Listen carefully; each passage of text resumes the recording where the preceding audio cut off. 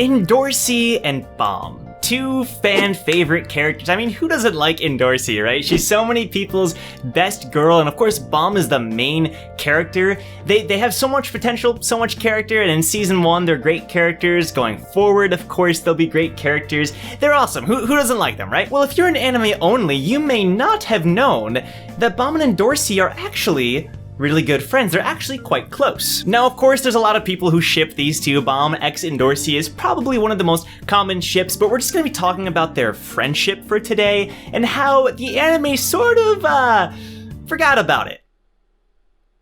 And it's really sad. In the webtoon, Bomb and Endorsi first meet at the crown game. They don't have that much of an interaction, but Endorsi shows up and things happen, you know what happens. But then, of course, Bomb is the one who convinces Endorsi to sign the friends list of Hots and Shibisu, and she basically joins the group from there. Bomb basically convinces her to join through food, and it's this funny scene and everything. It's comical, you know, but there's not that much of a connection, but actually in the webtoon, Hots isn't present with Bomb, which is, you know, that's fine, but because Hots is the one who's, you know, it's his friends list, so it does make sense for him to be there. But in the original, it's actually just Bomb and Endorsi who have that connection right away, which is pretty interesting. But their friendship starts to get even more real once the hide and seek test starts, and of course, the whole thing with the fisherman happens, and Bomb is trying to convince her not to do this, and they have this conversation about Rachel. It's really emotional, really impactful, and I feel like the anime handled this pretty well, although the webtoon, there's definitely more to it. And there's this funny scene where Bomb leaves, and then Shunwa and Ryan, who Endorsi is beating up on, they say that Bomb dumped her.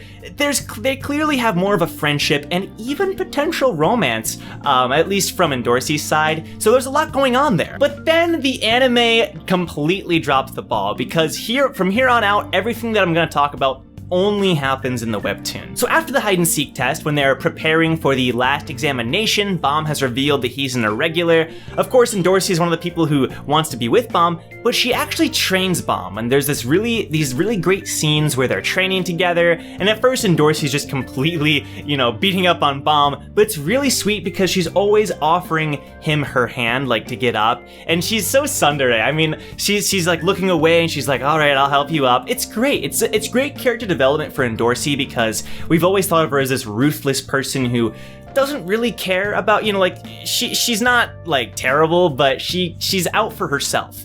But this shows you that she actually cares about other people. Some great scenes. But the best scene is during the last examination, when Ren tells Endorsi to kill a knock, and right before she's about to do it, she has this flashback to herself and Bomb training. And of course, I forgot to mention that Bomb actually does sort of impress her, but that doesn't really matter. They have this conversation through flashback form about loneliness, and Bomb explains why Rachel's so important to him, and Endorsi says that she likes to be alone. But then Bomb sort of wakes her up to the idea, because he says, but if you're by yourself, don't you feel lonely? And like, it sounds like the same thing, right? I like being alone, but don't you feel lonely? But it's so impactful, because Endorsi's like, you're kind of right? Like, there's more to it than just I like being alone. Bomb is like, I've been alone, and it's not fun. Like, you don't want that. It's this amazing scene, and he basically explains why people matter. Like, it's not just about you, and you know, and it's the first time, well, one of the first times, that Endorsi really shines and breaks against her previous character, because the Endorsi that we first meet would kill a knock without hesitation.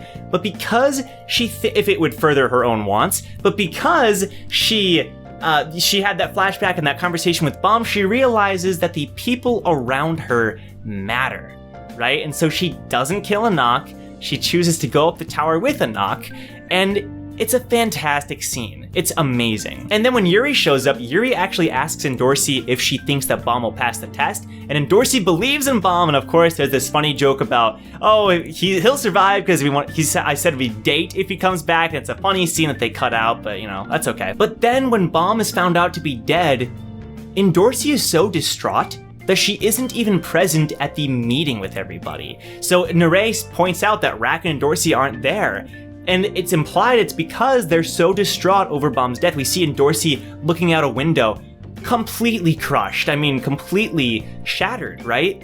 Like, Bomb was the person who changed her, and it's so impactful, you know? It's actually the last time we really see her in season 1. And it's crazy, right? And of course, this character development and relationship with Bam plays a role in season 2 and onwards, right? It's important to her character. It's the reason why she changes. It's fantastic. And then what does the anime go and do? They pretend like it never happened and they just kind of erase it. It's really sad. It's not fun. The anime completely ruins Bam and Endorsi. There are no training scenes. Whatever, that's fine. There is no flashback with Bam and Endorsi talking. Like, okay, I guess that's fine. It's sad.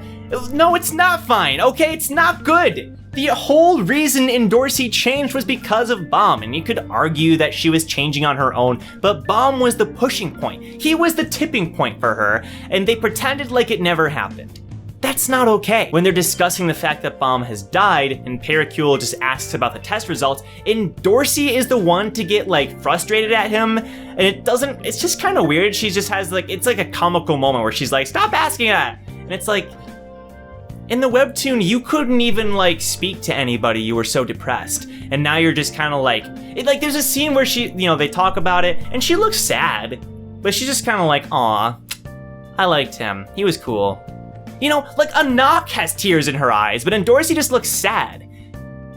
What? And this really wouldn't be a big deal if it didn't actually play a role going into the future. Not romantically, not really, but they are shipped, but the relationship, the friendship between Bam and Endorsi is actually, important to the plot. It is important with what happens going into season 2.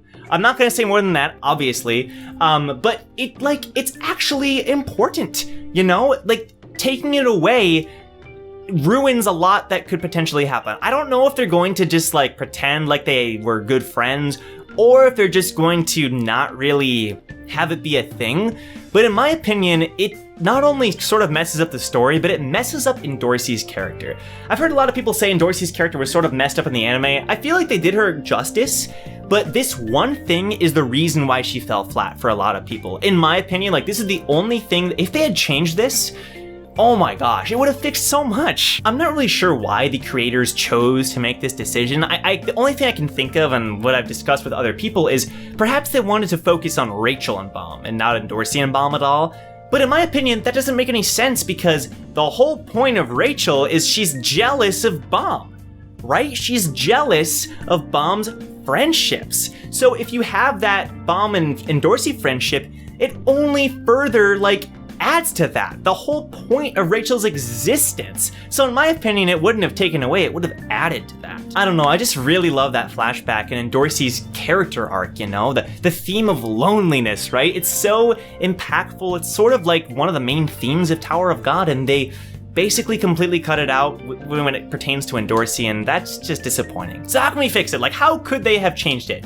They didn't have to have the training sequence, right? There's certain things they could have done. They didn't have to have Bam and Endorsi. I feel like the hide and seek test was fine. They didn't have to change anything there. They don't have to have them training, but at least flash back to a conversation, right? Something. And don't play it up like Endorsi and Bam never interacted further and she doesn't really care.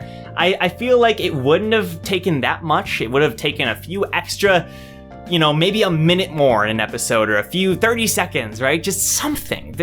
Just add something and it would have added so much emotion, and I don't know. I feel like this is probably one of the biggest flaws of the anime, one of the biggest disappointments for me, because not only is it a change from the original, which is fine in and of itself, change is okay, but it's a change that actually changes your story and changes your plot, changes your characters. And to me, that's not okay. But what do you guys think? Do you think the anime handled Bam and Endorsi's relationship fine? Don't spoil anything in the comments, but do you think season 2 will be okay when it pertains to this relationship? I'm curious what you guys think, so let me know what your thoughts are in the comments down below. If you guys want more Tower of God discussion, we have a Discord server. I think we just passed 800 members, which is absolutely insane. So if you want more Tower of God discussions and people talking about things and theorizing and all this stuff, then join our Discord. Link is in the description down below. And with that, I will see you guys in the next Tower of God video.